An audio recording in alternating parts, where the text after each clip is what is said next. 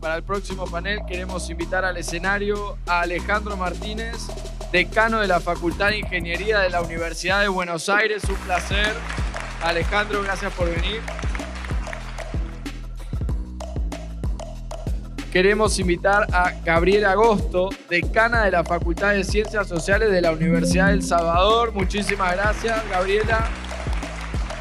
Bienvenida. Alfredo Roisenpitz, cofundador de Moonquant Capital, director de programa Crypto, Blockchain y Centralized Finance en la UCEMA. Bienvenido. Y a Guillermo Oliveto, decano de la Universidad Tecnológica Nacional de Buenos Aires. Muchas gracias. Invitamos también al decano de la Escuela de Gestión y Tecnología del ITBA, al señor Juan Vidaguren. Y como moderadora invitamos a Nati Shi, líder de desarrollo empresarial de Think and Dev. Primero que nada, decir qué orgullo este panel de grandes profesionales en el ámbito de la educación. Así que muchísimas gracias. ¡Wow! Qué honor acá estar con personas tan importantes dentro de lo que es la educación en nuestro país y referentes también dentro de diferentes áreas. Hoy vamos a hablar un poco de ello. Y qué bueno también que todas las charlas, sí, creo que todas o casi todas, hoy nombraron la temática de educación, que creo que sin eso es muy difícil dejar huella, es muy difícil realmente construir valor y en el caso de Argentina poder dar este paso hacia adelante que tanto estamos buscando de la mano de la tecnología. Es cierto, como recién comentaba Natalia en el panel anterior, que la tecnología va mucho más rápido y tiene un nivel de aceleración más grande de lo que nuestra cabeza, nuestro intelecto puede llegar a comprender, pero también es cierto que el humano está evolucionando. No es lo mismo lo que a nosotros nos cuesta entender hoy en día que a los chicos que están naciendo, que casi intuitivamente manejan la tecnología como si hubieran nacido con ello. Entonces, un poco lo que quiero es hacer este camino con ustedes hoy, de hacer una inmersión en cómo está la educación en el país y cómo vemos que va a evolucionar, empezando por el principio, que es entender cómo está hoy la educación en general respecto a la tecnología emergente como blockchain, inteligencia artificial y muchas otras que todavía no están tan conocidas, para entender cuál es esa foto inicial de la cual partimos y con eso ir juntos haciendo este camino en el panel de esta tarde. El que quiera empezar dando su perspectiva de cómo ven esa foto inicial de la educación, el que se anime. Me animo. Bueno, para empezar, lo que tendríamos que ver es la Argentina tiene un problema que es que todo el mundo habla del sistema educativo, pero en realidad no hay un sistema educativo. Hay una serie de pasos en la educación formal, siempre hablando de educación formal, que no necesariamente están ni concatenados ni planificados, y eso nos lleva, creo, a tener enormes problemas a la hora de la empleabilidad, a la hora de si quieren, las competencias internacionales, lo que tiene que ver con los saberes, sobre todo en ciencias, pero últimamente también en comprensión de textos, y además en lo que es el crecimiento, sobre todo, de un mundo cada vez más tecnologizado, cada vez con más presencia de tecnología, con estudiantes o con jóvenes que son usuarios de tecnología, pero que no entienden cómo funciona la tecnología. Y eso creo que es preocupante y me parece que es un tema, digo como para tirar un disparador, me parece que eso es parte del problema que tiene la Argentina. Hace un tiempo hace unos años, se hablaba de cómo hacíamos para que haya más ingenieros en la Argentina, habida cuenta de la poca cantidad de ingenieros que hay en la Argentina. Y una cosa que se planteó es que se concentró el Plan Estratégico de Formación de Ingenieros en la universidad. Y en realidad lo que habría que haber hecho es empezar con la primaria, no con la universidad. O sea, está muy bien hacer un abordaje en la universidad, pero arrancar sobre todo en la escuela primaria, despertando la vocación científica de los más chicos. Así que creo que, digo, como disparador, el estado de la educación en la Argentina es ese. Luego hay perspectivas muy interesantes que en todo caso después desarrollaremos. Sí.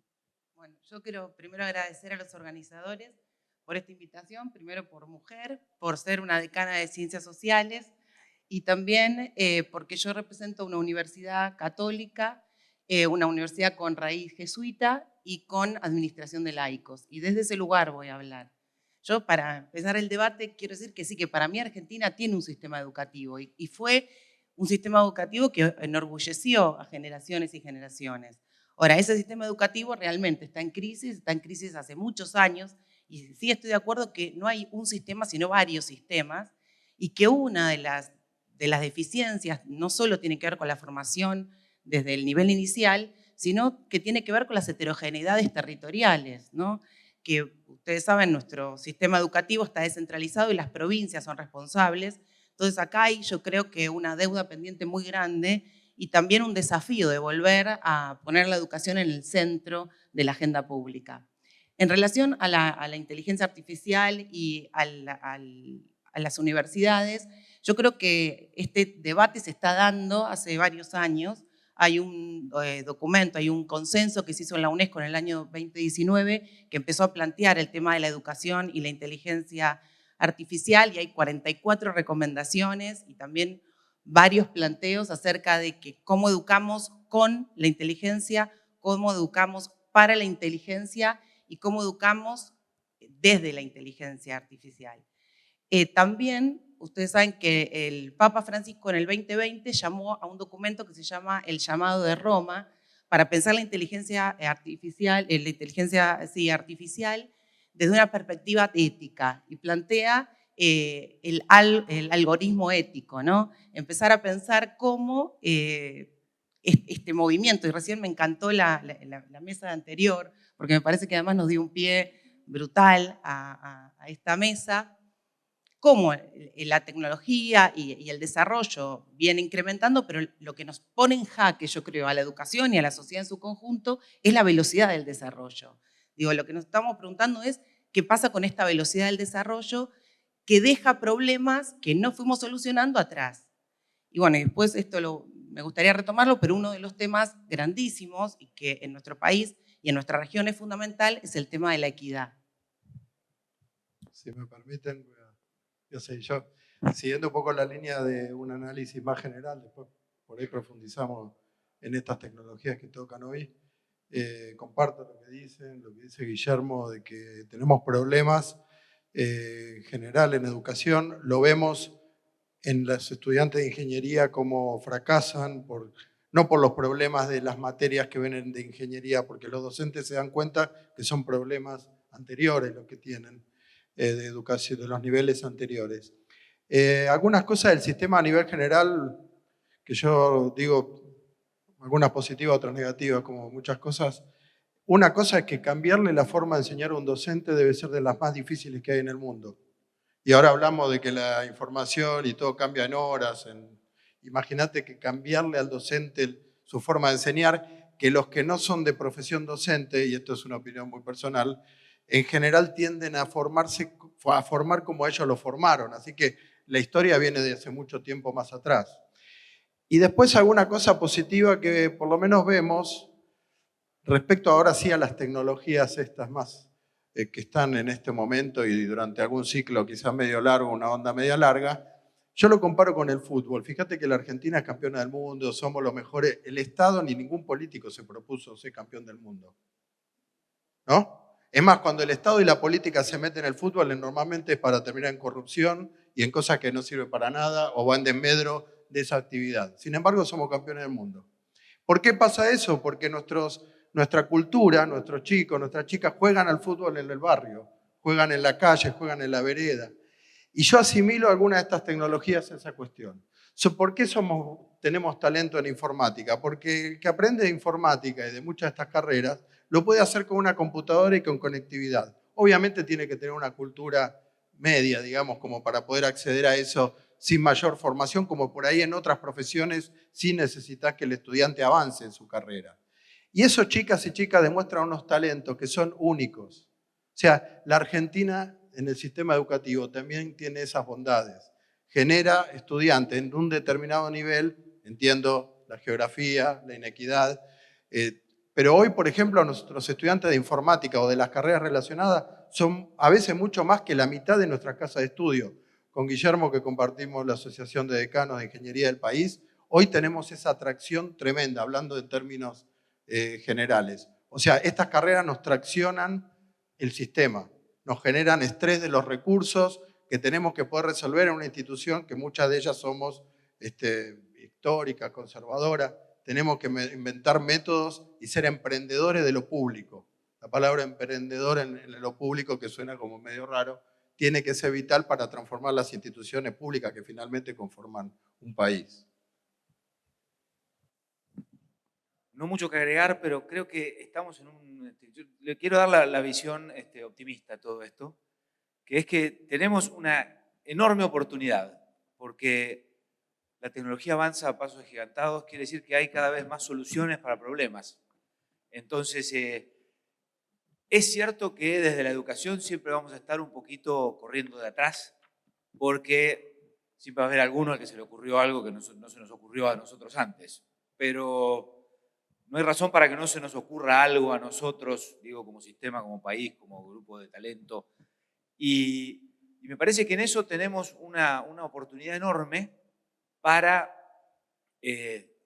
desarrollar esto, un poco lo que se hablaba en el panel anterior, ¿no? Es decir, el gran valor de la tecnología está en resolver problemas.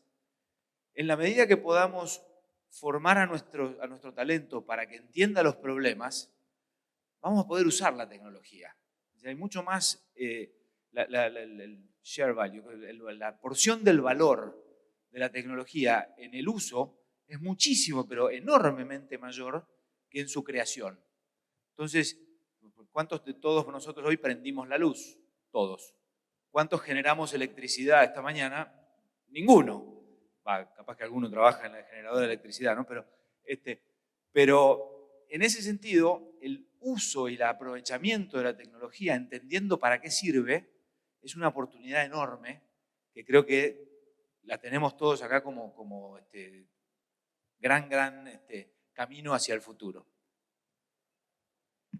Para complementar, yo creo que la implementación de la tecnología, bueno, mi experiencia es más en educación de posgrado, pero así que no sé si podría generalizar, pero al menos en implementación de posgrado es muy rápida desde el punto de vista de la implementación práctica, por la propia demanda que dan los estudiantes y porque es en general de frontera, y entonces la implementación es muy rápida. No así, por ejemplo, la acreditación. Es decir, los programas blockchain no tienen acreditación. Yo empecé a dar una materia de blockchain en la maestría del SEMA vamos por la 7ª edición, o sea, en el 2017. Y no se podía poner cosas en inglés en el programa. Y si no se podía poner cosas en inglés, no se podía poner blockchain, no se podía, o sea, no tenía sentido. Entonces, de hecho, lo que terminan haciendo muchas universidades es poniéndolas como materias secundarias o electivas o con algunas otras características que no son acompañadas por el sistema. Entonces, naturalmente, creo que esto es natural, el sistema va un poco por detrás, quizás demasiado por detrás. Quizás eso sea bueno, porque si fuera por delante, por ahí podrían proponer algunas cosas que no serían buenas, probablemente. Pero sí es interesante pensar en alguna lógica de titulación. Es decir, hoy la mayoría de los programas, por ejemplo en blockchain, no tienen titulación oficial, no pueden tenerla. Y para el momento que lleguen, ya va a haber otra tecnología, ¿no? Entonces, para hablar del sistema, probablemente sí haga falta pensar en un catch-up necesario que tenga que hacer el sistema formal. Perfecto. Y creo que un poco resumiendo lo que cada uno dijo y algo que Juan comentó, esto de, bueno, todos lo han dicho también, esto de siempre estar corriendo de atrás no hace mucho sentido o no vamos a saber realmente hacia dónde estamos yendo porque esto se está construyendo mientras lo estamos viviendo, básicamente. Y ir por delante tal vez justificaría en carreras o en formaciones más de investigación y desarrollo, donde sí estar un paso adelante marca ese camino hacia el futuro, pero cuando estamos formando, y como hablaba recién Alejandro, o sea, esta deuda, después vamos a hablar un poco de esa deuda como educativa o técnica, ¿no? De la primaria, la formación más básica, lo importante que es en todo esto, si no empezamos por ahí, va a ser mucho más difícil empezar a hablar de educación a nivel científico de investigación, que también es hacia donde queremos ir, no solamente estar listos para implementar, sino también marcar el futuro como otros los están haciendo. Pero yendo un poco a lo que me quedé con lo que Alejandro comentaba respecto de que no todos los que enseñan tienen esa formación pedagógica, ¿no? o replican la receta de sus antiguos formadores. ¿Qué crees vos, con toda la experiencia que tenés del lado pedagógico, digamos, qué hace falta tener en cuenta a la hora de generar los planes educativos, a la hora de pensar cómo dictar estas materias, carreras, posgrados, para que realmente el estudiante o el que aspira a ser estudiante tenga un interés en formarse formalmente, valga la redundancia? Porque también están estas otras opciones, como hablaban en el panel anterior, que podemos usar YouTube, podemos usar academias de otro tipo, pero el que busca el espacio de formación o de posgrado tiene otra necesidad. ¿Qué es lo que vos sentís que hace falta desde lo pedagógico como para tener en cuenta esto que hablabas antes? Sí, a ver, lo que voy a decir más que nada es para el grado, que creo que es el desafío más grande, porque los posgrados tienen otras motivaciones, otra audiencia, nada, es bastante distinto, entiendo. En el tema de grado, nosotros en la Facultad de Ingeniería de la UBA, en el año 18, disparamos un proyecto de cambio de planes de estudio y los terminamos poniendo en marcha este año. Obviamente se imaginarán que cuando todo este proceso fuimos cambiando en el mismo proceso. Ahora, los que somos un poco más grandes, cuando disparamos esto, un montón de cosas no nos las planteábamos. Inclusive le teníamos miedo a cosas que sabíamos que había que hacer, pero que el sistema históricamente nos había enseñado que acortar las carreras en la universidad pública era para que te prendan fuego a la facultad, porque estabas privatizando contenidos, que puede ser discutible, digamos, ¿no? Pero hoy eso no estaba, completamente al revés. Hicimos muchas participación, discusiones, y los resultados fueron al revés. Hay que acortar las carreras. Y terminamos acortando las carreras. Recuerdo que hubo gente que me llamó, la verdad, dice, te felicito porque nunca pensábamos que esto iba a dar de esta manera. Pero en ese momento lo hicimos convencido de que se venía en esta actualización, que en la ingeniería en Argentina el porcentaje de graduación es del más bajo de todo el sistema universitario, del 9%, que las carreras tienen en promedio 10 años de graduación. Imagínense nuestros graduados y graduadas la falta de competencia que tiene contra otros profesionales, sobre todo en el escenario global, ¿no? Está bien, nuestras carreras dan habilitación, en otro lado del mundo es distinto, hay un montón de cosas a tener en cuenta, pero verdaderamente no es soportable. Además, yo pienso que como funcionarios públicos, a los que nos paga el pueblo, le tenemos que rendir cuenta de que en vez de hacer un edificio en un tiempo, lo hicimos al doble de tiempo y al doble de costo, porque todo eso es costo. El estudiante se queda en la casa y también es más aula, es más docente y toda esta cuestión. Pero yendo a lo que vos decís, nosotros cuando nos planteamos esto, si alguien hubiera pensado linealmente, dice, bueno, primero capacitemos a los docentes, después hagamos, y no, todavía estábamos discutiendo eso. La verdad que nos largamos a hacer los cambios de planes que son modernos, tienen muchas de estas cosas, los planes de grado. Hemos acortado la carrera entre un año y algunas medio año, pero algunas un año y pico, una cosa, la verdad que muy revolucionaria. Y pensamos en etapas. Y sí, los docentes van a ser los docentes, los vamos a acompañar, los acompañamos con capacitación. Creo que el sector privado en el ámbito público cada vez lo tenemos que invitar más y tenemos que ser más creativos en que intervengan. Estamos haciendo eso. También lo dijo acá, lo dijiste vos, que la universidad nunca va a tener lo que va a tener en la empresa. Si bien tenemos profesionales que trabajan en la empresa y eso está bueno.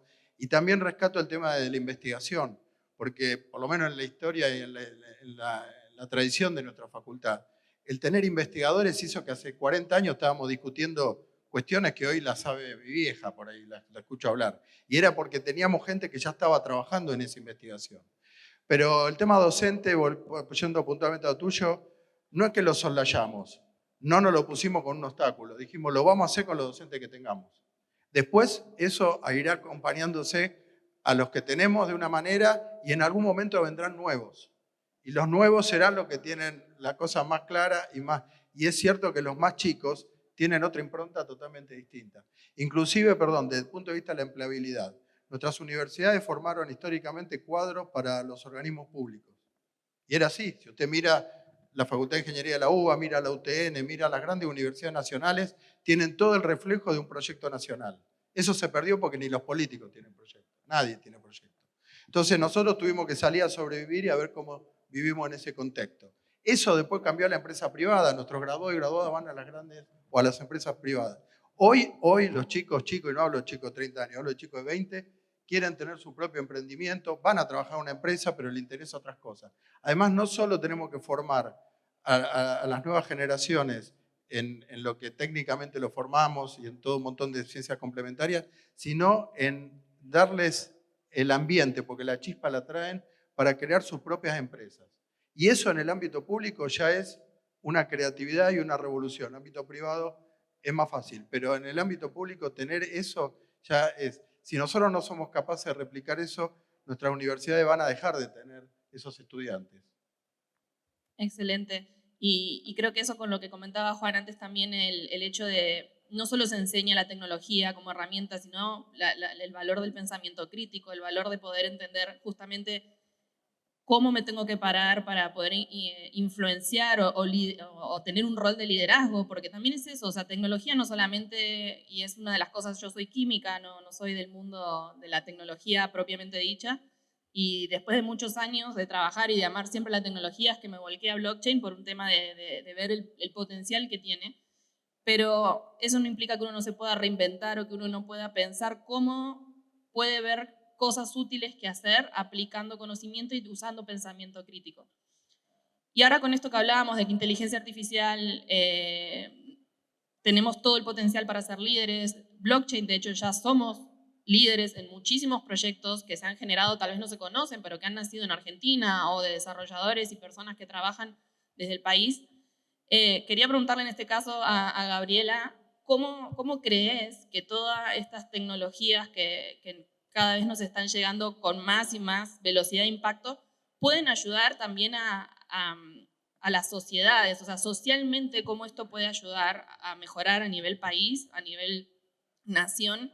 Y también, ¿qué sentís desde también tu experiencia de liderazgo, de formación de líderes, que hace falta para que también esos cambios a nivel sociedad se vean? Varias preguntas para pocos minutos. Yo creo que la tecnología es un aliado del progreso y del desarrollo siempre y cuando tenga un sustento y un basamento, ¿no? Ético y político. Eso primero. Cuando hablamos de desarrollo, yo me pregunto qué tipo de desarrollo, ¿no? El desarrollo, si lo pensamos como lo piensa Naciones Unidas en el marco de la Agenda 2030, es un desarrollo económico, social y ambiental. Entonces me parece que eso también es el debate de qué tipo de desarrollo nosotros queremos. Y vuelvo al tema de la estructura argentina y latinoamericana, ¿no? Nosotros somos el continente más desigual y el más violento. Entonces, con esta lógica entre pobreza y violencia, le tenemos que, por ahí pedirle mucho a la tecnología y el avance tecnológico que nos ayude a reducir las brechas, pero me parece que tenemos que tener un fundamento de este tipo claramente, ¿no? El debate es eso. Yo creo que el debate, recién hablaba el decano, tiene que ver con los consensos, tiene que ver con los acuerdos, tiene que ver con los fines, ¿no? Y para tener buenos resultados tenemos que saber hacer las mejores preguntas, ¿no? Y a la ciencia y la tecnología también. Yo creo que está todo para hacer, y más en estos contextos. Creo que también en términos de liderazgo nosotros tenemos un capital humano increíble, tenemos un capital natural enorme, y Argentina, como bien dicen todos, tiene muchas cualidades como para poder poner al hombre en el centro y al desarrollo inclusivo en el mismo. Buenísimo. Si alguien quiere agregar algo, obviamente la pregunta fue para Gabriela, pero siéntanse libres de comentar, no hay ningún problema. Quería ahora sí por ahí pasar un poco más a esto que a mí por lo menos me preguntan, sobre todo con esto que recién contaba, de que no soy desarrolladora, no me formé formalmente de esa manera, pero aprendí, de alguna forma aprendí y busqué mi camino, que por ahí es como a veces cuando uno busca el camino, no sé, en la profesión o personal, como cómo quiero ser, cuál es el propósito mío en la vida, cada uno busca su forma de encontrar ese camino. Pero así como hay múltiples caminos posibles, mi pregunta ahí, Alfredo, era más que nada en el caso, por ejemplo, de los posgrados, como en el que comentabas antes en la Universidad del SEMA, primero, ¿qué perfiles son los que llegan a un posgrado? ¿Qué cosas son las que necesitan o buscan o por qué es que llegan a querer tomar un posgrado, que es algo súper complejo para muchas personas de alcanzar?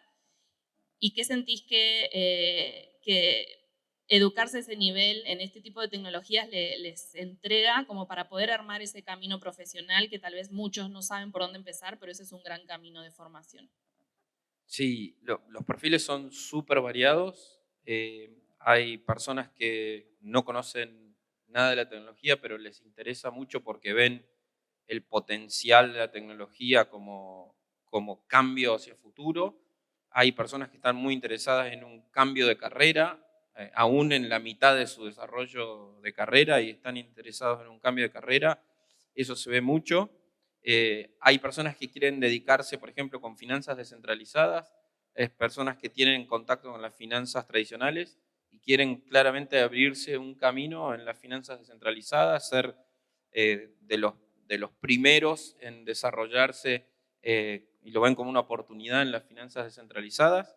Y después hay personas que conocen por su trabajo, porque han desarrollado algunos casos, o como das tu ejemplo, por haberse vinculado con este ámbito, que quieren como cerrar el círculo de su educación formal o como ver la película completa, ¿no? Y la ventaja competitiva que otorga la educación formal en esto, porque siempre está un poco este debate, ¿no? Si tengo todo en YouTube, ¿por qué voy a ir a una estructura de educación formal? Y ahí tienen 2 o 3 cosas de ventaja competitiva. Primero, que el contenido está curado, quiere decir, hay una serie de personas que con alguna experiencia se han sentado a planificar de manera bastante ardua un plan de carrera, ¿no? Una estructura de en qué momento obtener qué clase de contenido y cómo estructurarlo, con qué bibliografía, con qué fuentes, con qué datos, ¿no? Y eso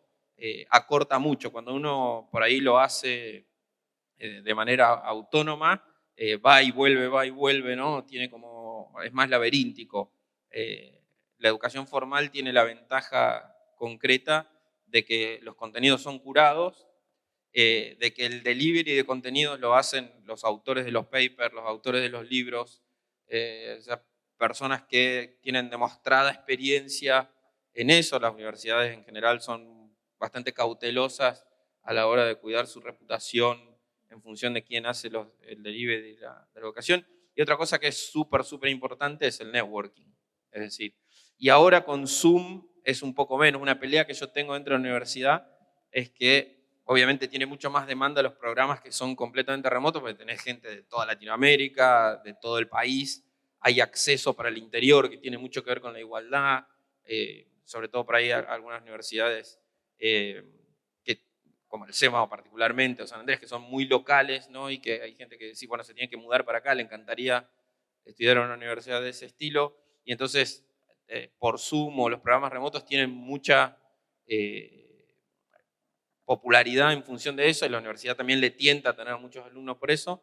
Creo que se pierde un poco la magia del aula, que es verdadera, es importante. Lo que enseñamos con pizarrón, aún existiendo el PowerPoint, el pizarrón tiene un valor grande para pasar contenidos, y se pierde un poco de esto del networking, que es súper importante porque nosotros hemos tenido proyectos que se han realizado en función del networking. Bueno, Globant, que estuvo acá recién, digamos, se juntaron 3 alumnos del MBA del SEMA para hacer su tesis, ¿no? Y de ahí salió Globant.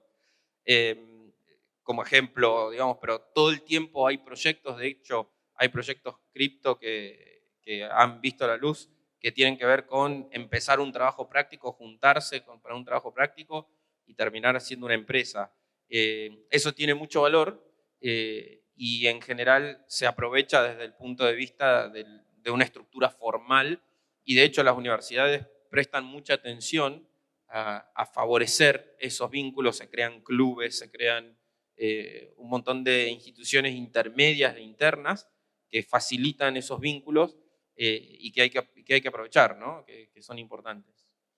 Sí, es cierto, y como que esto que decís de la educación no solamente es el aula o el momento de la clase por sí misma, sino esta interacción, estos momentos de aplicar lo aprendido o que sea efectiva el aprendizaje y las conexiones. Creo que un poco eso en las escuelas de modelos de negocios es mucho de lo que ayuda a juntar, porque de vuelta, no hay una persona que vaya a lograr un cambio grande solamente trabajando individualmente. O sea, esto es trabajo en equipo, es multidisciplinario, es la acumulación de experiencias, la acumulación de conocimientos previos y que cada uno aporta desde distintos lugares. Entonces, estas cosas del aula y de los momentos en donde uno comparte son muy valiosas. Y ahí un poco quería hacerle la pregunta a Guillermo y a Juan, con toda la experiencia que ustedes tienen también desde el lado más de negocios, desde el lado también de gestión de sistemas y de tecnología, obviamente.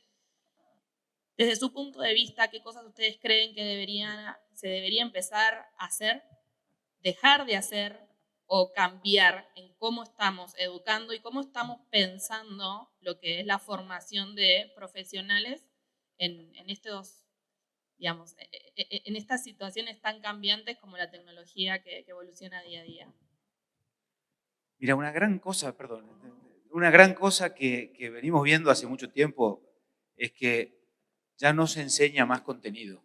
El contenido existe y al contenido accede todo el mundo. Entonces, el gran desafío que tenemos todos los que formamos a alguien en alguna cosa es en formar su criterio para que elija el contenido de la manera correcta, un poco la curación, pero sobre todo los principios básicos. La educación formal tiene esto de que enseña no solo cómo las cosas son, sino cómo no son y cómo podrían ser. Entonces, y ese es el gran valor de la educación formal, en el sentido de que hoy la tecnología es el blockchain, mañana se va a llamar otra cosa, hace 30, 40 años eran las bases de datos relacionales, y nada ha cambiado, los problemas siguen siendo los mismos. Tengo que anotar cuánta plata me queda en el banco. Entonces, esta idea de formar para el criterio y formar para un futuro incierto, creo que es el gran desafío que tenemos hoy en lo que es la formación, que es realmente lo que nos ocupa día a día a todos los que tenemos que diseñar algún programa de formación. ¿Cómo hacemos eso? La tecnología ayuda muchísimo, pero tenemos el gran desafío que decía acá, que es cómo cambiamos la tradición, cómo cambiamos la forma de que los profesores enseñen, que dejen de enseñar lo que saben y desafíen a los alumnos a que aprendan cosas nuevas. Creo que ese es tal vez el punto más complicado que vivimos hoy los que nos toca educar jóvenes, grandes, pequeños, a todo el mundo, ¿no? ¿Y algo que haya que dejar de hacer definitivamente?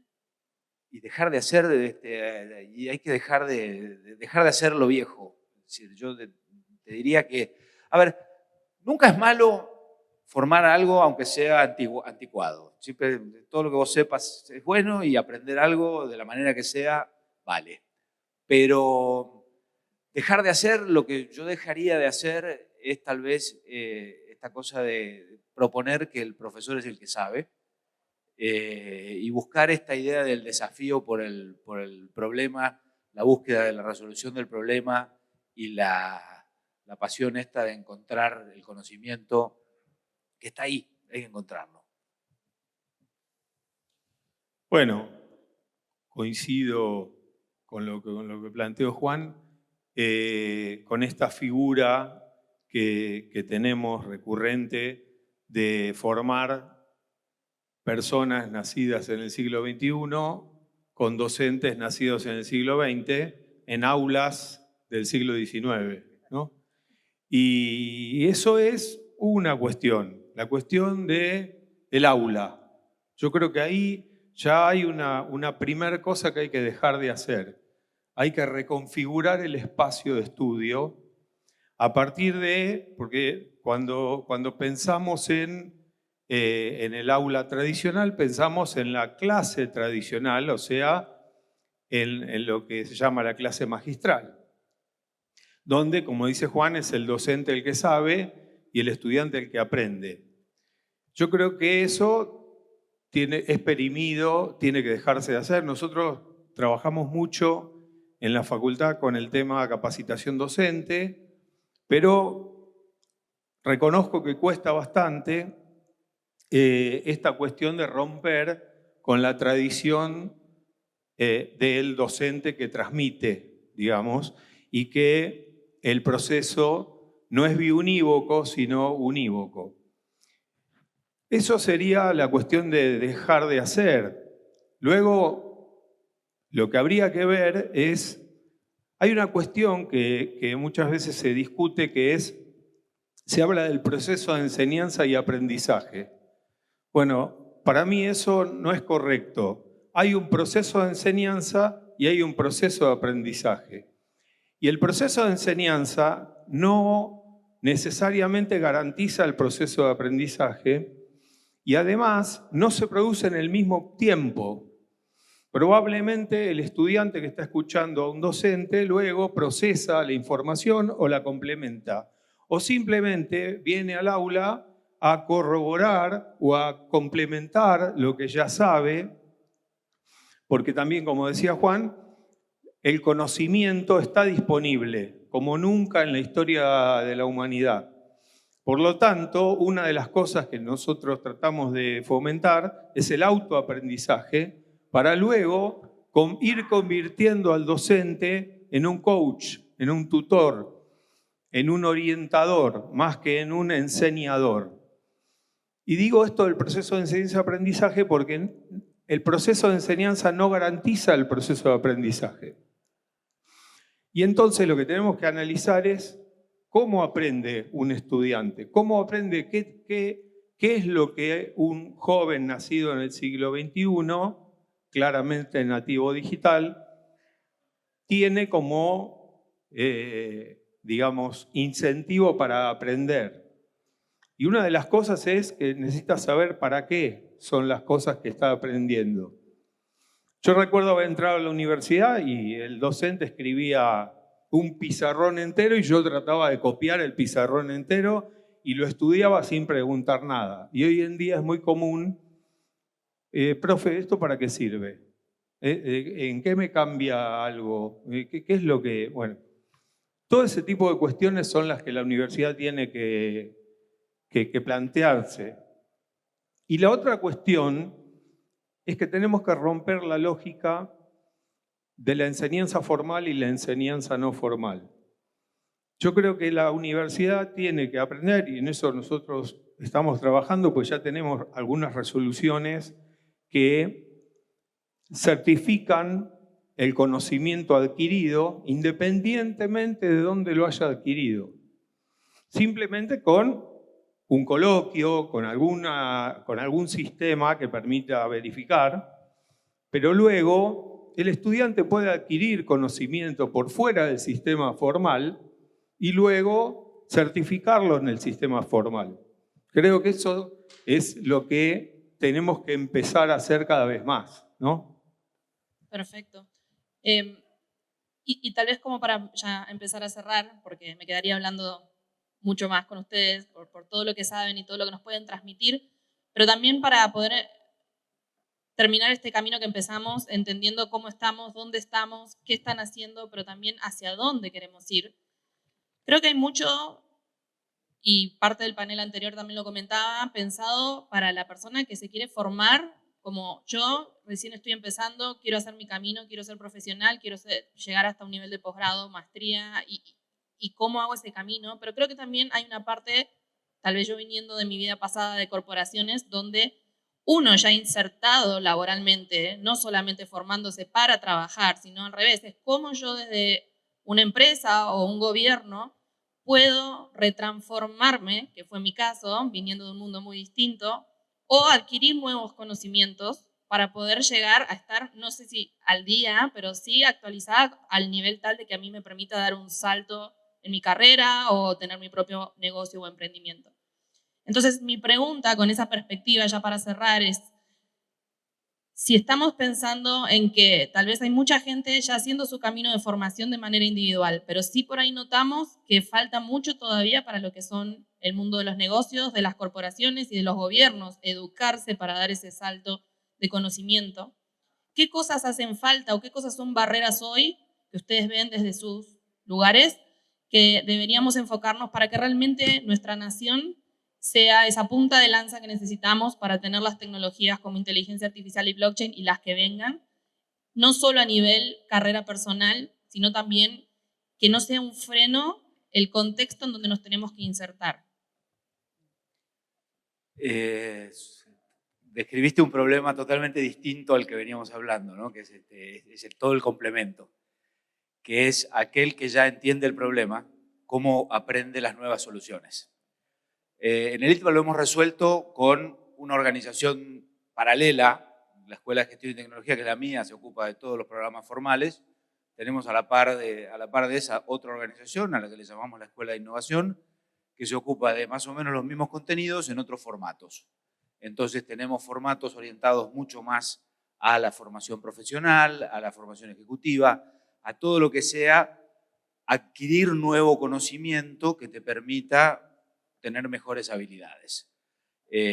Los profesores son más o menos los mismos, la mitad de los profesores son comunes, los contenidos son aproximadamente los mismos, pero de un lado tengo una maestría en FinTech y del otro lado tenemos un programa de blockchain, un programa de inteligencia artificial y un programa de desarrollo full stack, que por ahí, si lo mirás, están con un enfoque en uno de los programas, pero por separado en el otro.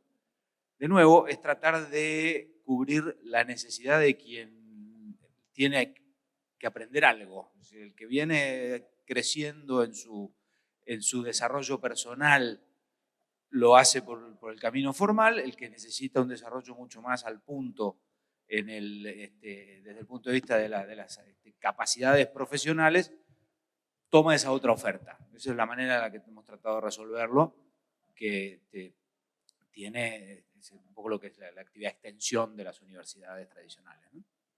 Sí, a ver si me permitís. Un poco lo dijo acá el colega.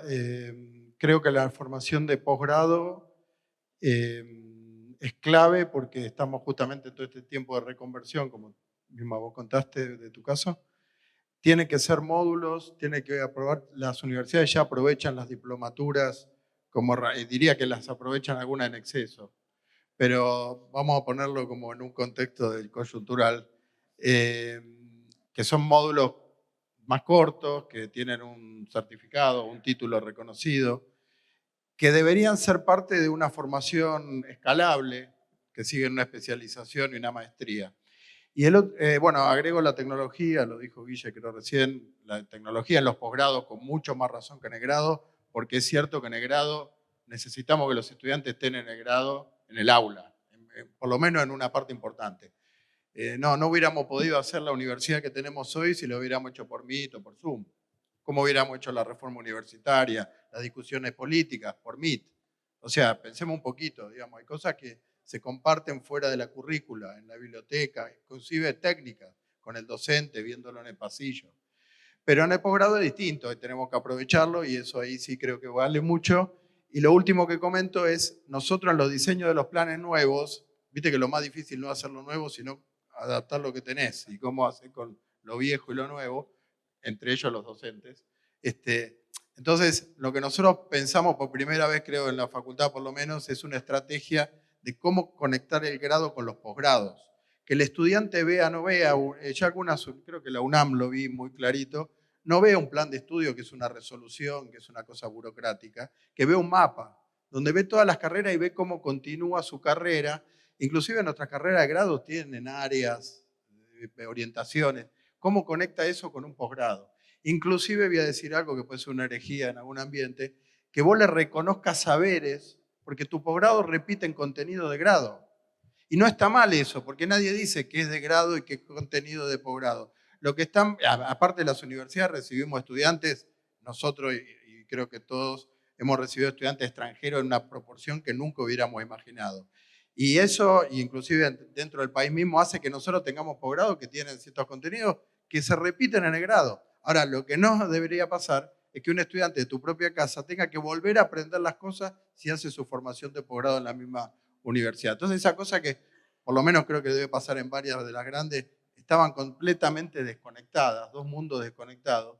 En este contexto es obligadamente conectarlo. El estudiante tiene que ver, ya entrando a la universidad, antes de entrar, que si sigue esta carrera, sigue esta orientación, conecta y tiene quizás algo ganado en su posgrado por recorrer ese camino. No sean dos mundos corriendo, un poco en la analogía de la enseñanza y el aprendizaje, corriendo en paralelo que no tienen conexión. Yo quiero retomar esto que decís vos del tema de los mundos, ¿no? Y creo que una deuda pendiente de la educación es que siempre o muchas veces se habla a sí misma. Y también se habla desde una misma disciplina. Y yo creo que la tecnología, el avance, el desarrollo hace que empecemos a mirar más multidimensionalmente, es decir, no solo en el plano de la formación, de grado, posgrado, sino también a nivel horizontal. Y otro tema es cómo la educación no se habla con el sector productivo, cómo la educación no se habla con las empresas, cómo no se habla con el Estado. Y en el panel anterior habló la disertante del rol estratégico del Estado en el desarrollo y en el desarrollo también tecnológico. Entonces me parece que esto es un tema que tenemos que abordar más allá de la redefinición de los planes de estudio, sino también cómo la educación sale de su palacio, de su torre de cristal y empieza a mirar el mundo real donde los estudiantes forman, se desempeñan y se desarrollan. Yo tomando el tema de las políticas públicas, y de manera más indirecta, creo que lo mejor que se puede hacer es facilitar el acceso, y eso con políticas muy claras, como por ejemplo sacar todo tipo de costo de la importación de tecnología, computadoras, a la producción, bajar lo más posible el costo de acceso a la internet, tratar de facilitar el acceso a las personas con menos oportunidades a tecnología, internet, medios, y además trabajar con los diferentes estamentos formales y menos formales para tratar de facilitar el acceso. Y después las personas tienen necesariamente el incentivo de educarse, ni siquiera sin que el Estado les diga que lo tiene que hacer o de alguna manera cómo lo tiene que hacer, sino más bien facilitando la posibilidad de acceso. Y creo que se pueden hacer cosas que pueden dar resultados rápidos en línea con eso. Excelente. Bueno, de vuelta, muchísimas gracias por estar hoy acá. Creo que a veces hablamos de educación como algo muy grande, pero hay muchas cosas que se pueden hacer, que ustedes mismos están reinventando, que están buscando la manera de llegar y no solo que los busquen. Creo que eso también es un gran desafío. Nosotros, desde el lado de la tecnología, también es apoyarnos más en las casas de estudio para, si queremos salir adelante, como decimos, y ser referentes en la región, hacerlo, pero hacerlo con un norte claro y con un plan claro. Un aplauso muy fuerte para este panel. Cualquier duda que tengan los consultan. Gracias de vuelta.